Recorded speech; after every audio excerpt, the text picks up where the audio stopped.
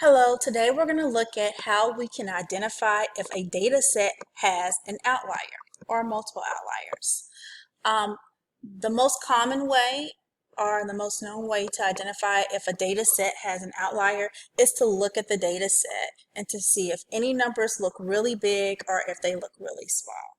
However, statisticians have come up with an actual formula to use to determine, because sometimes our opinions of what's big can differ from what other people feel like is big. So to come up with a standardized formula so that everybody can come up with the exact same answers every single time is more acceptable. So basically an outlier is a data value that is significantly greater or lesser than the other data values in a data set. It is important to identify the outliers because they can greatly affect the mean. So a mean can either become smaller or larger depending on the outlier that is in that data set. And we don't want anything to be affected by an outlier, some funky value that got in there accidentally. All right, so an outlier is typically calculated by multiplying the IQR, and that's something we've already talked about, which is the interquartile range, by 1.5, and determining if the data value is greater or lesser than the calculated distance from the Q1 or Q3. So we're going to find the lesser value by subtracting and the upper value by adding. So we call those the lower fence and the upper fence. And the formula will be Q1 minus the IQR times 1.5 and Q3 plus the IQR times 1.5.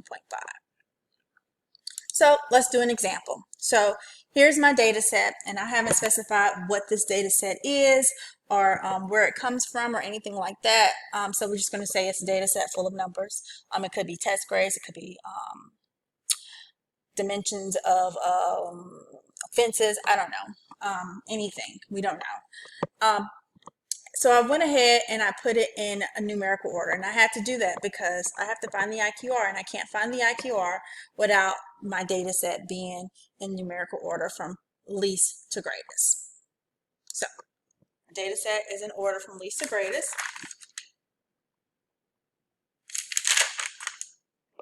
And the first thing I do is find the median value.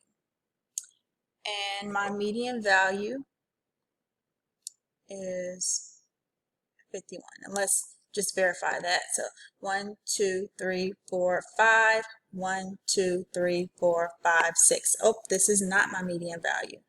Let me go back. My median value has to be calculated using 51 and 72.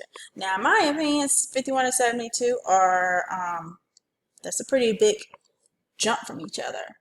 But got to use the math behind it, right? So I add 51 and 72, divide by 2, and that gives me 61.5. And that's the actual median. I don't really need the median for this, but might as well calculate it. So now this is my lower half and this is my upper half. So now we can find the median of these two data sets. So the first one, my middle values are here, and so my Q1, if I add those and divide by 2, is equal to 44.5.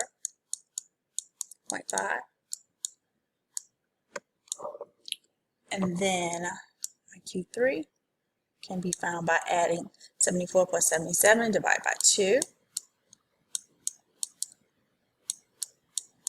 And I get 75.5.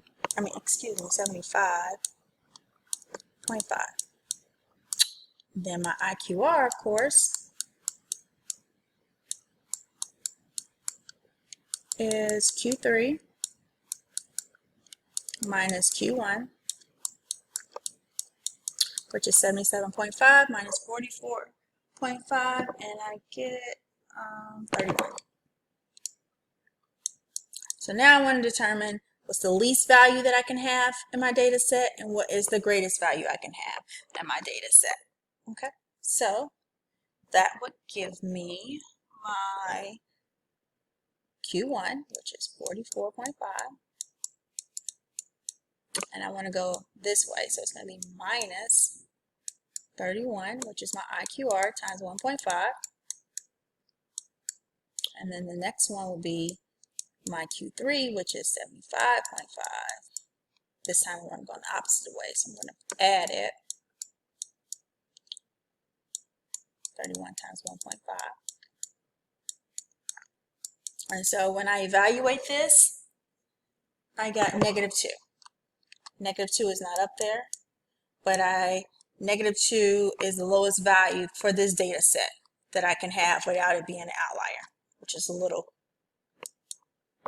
it's real low. And then here, I get 122. So the highest value that I can get for this data set is 122. So that means that 129 is an outlier because it's greater than this 122. Anything greater than 122 has to be an outlier. All right, let's do the next one. Again, I have a data set full of numbers. I didn't specify what type of numbers these are, what these measurements are associated with. I had to put them in numerical order. And so next I will find, oh, I am missing a value. I can see I have a 66 and a 66. So there's supposed to be another 66 right here. I apologize for that. Let me see if I can fix it. Okay, so I just had to type it again. And so I have all 13 values here. 1, 2, 3, 4, 5, 6, 7, 8, 9, 10, 11, 12, 13. And then there's 1, 2, 3, 4, 5, 6, 7, 8, 9, 10, 11, 12, 13. Okay, so again, I would guess that 102 is my outlier. Let's see if that is correct. So the middle value is here at 66.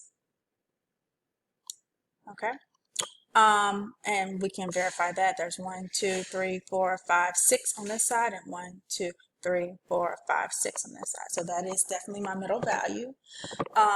Now, and I don't need it, so we need to find Q1 and Q3. So using that, this is my lower half, this is my upper half.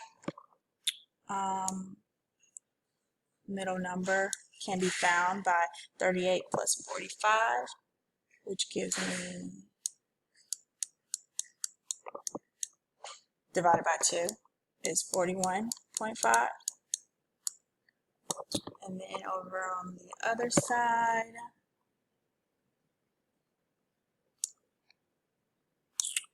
(72 plus 74 divided by 2 is 73.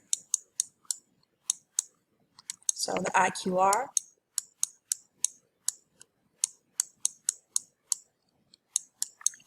is 73 minus 41.5, and I have 31.5. All right, so next I want to find out if there is an outlier. So that's going to be the lower Q1, 41.5 minus 31.5 times 1.5, and I get negative 5.75. So I can go pretty low before it would be considered an outlier. And then the upper half is 73, this time plus 31.5 times 1.5. And I have 120.25. And so all of these numbers fall within negative 5.75 and 120.25. So this data set does not have an outlier. And I hope that this helps.